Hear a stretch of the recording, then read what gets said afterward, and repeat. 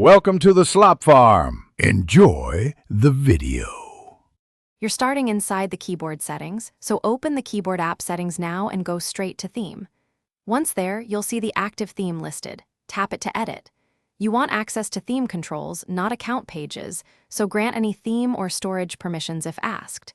Doing this lets you change or remove the theme file. Once done, do not switch apps, stay in theme to make the next immediate change. Now select Default or System to revert appearance. This is the fastest removal. If the theme was installed as an add-on, find and tap Uninstall or Remove inside Theme or your app list. That deletes the package. If the look persists, open App Info for the keyboard, then clear cache. If necessary, clear data to reset settings.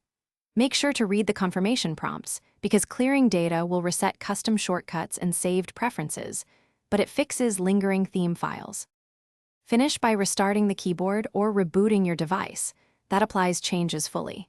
Then test typing in a few apps to confirm the default theme is active and reconfigure layout or height if it's shifted. If the theme keeps coming back, check Cloud Sync or Account Link settings, turn off Theme Sync, then remove the theme. As a last resort, uninstall and reinstall the keyboard app. This clears persistent packages. Thanks for watching. Consider subscribing if we helped you today.